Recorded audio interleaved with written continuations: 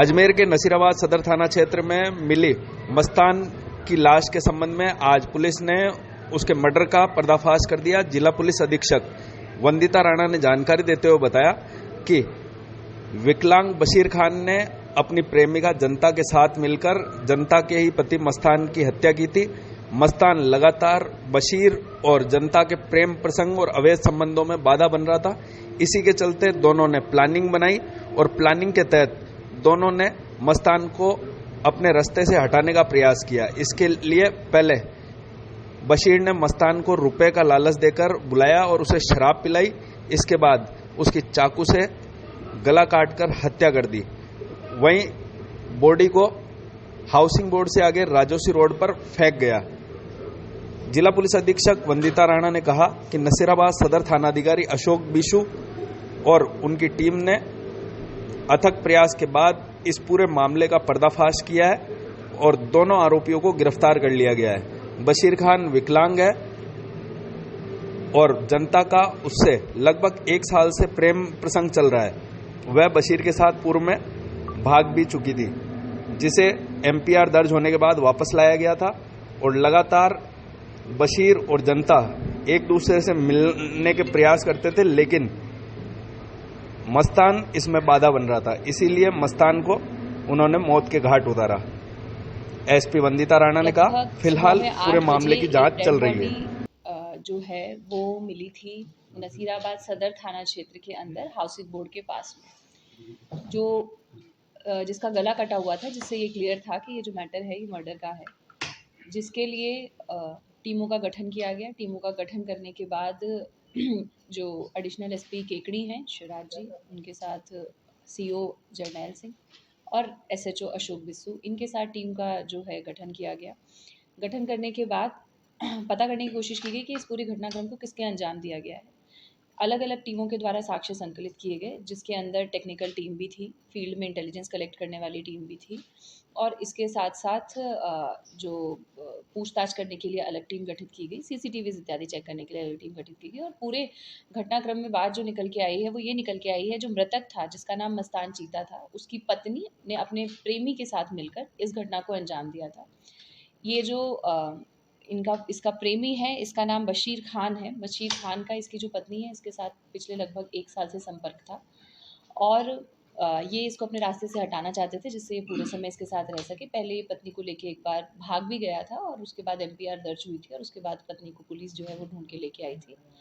अब इन्होंने बहुत ही चालाक तरीके से उस मृतक को एक सुनसान जगह पर बुलाया और कि उसको पैसों की आवश्यकता थी कि तुम आओगे तो तुम्हें पैसे वहाँ पर दे देंगे, इस बात को कह के वो बुलाया। बुलाने के बाद जैसे कि शराब का सेवन करवाया। शराब के सेवन के बाद जब वो बेहोशी की हालत में हो गया, तब उसके ऊपर वार करके उसका मर्डर कर दिया गया।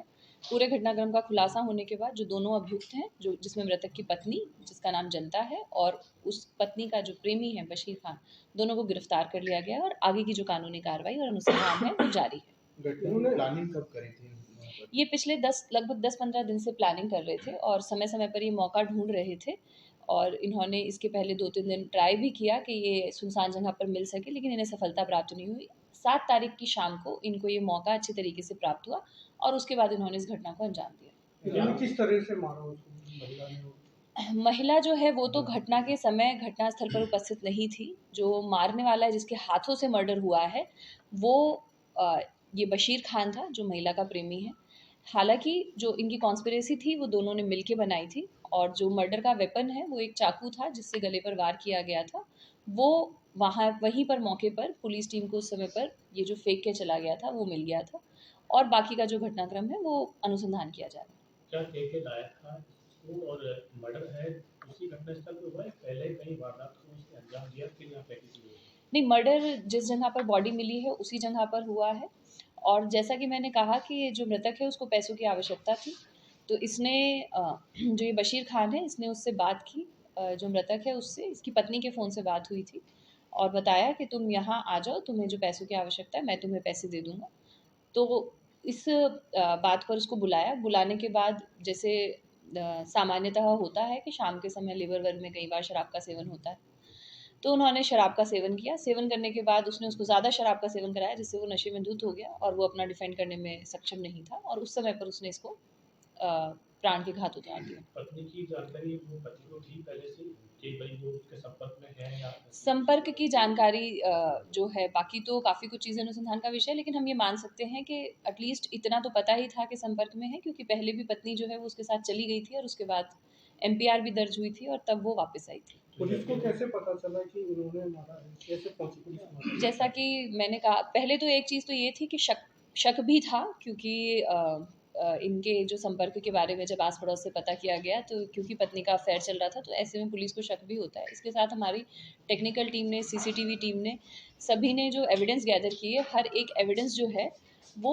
इन्हीं की तरफ पॉइंट कर रहा था, और उसके बाद इन्वेस्टिगेशन करने पर और साइंटिफिक तरीके से पूछताछ करने पर इन्होंने अपना पूरा का पूरा जुर्म कबूला और इन्होंने कन्फेस किया कि किस तरीके से इन्होंने इस पूरी घटना को कारित किया है। अब पुलिस जो है सारे एविडेंस, ठोस सबूत इकट्ठा करके फाइल बना के इनके खिलाफ कानूनन कार्रवाई जो है वो जितनी सख्त से सख्त हो उसके लिए प्रयासरत है।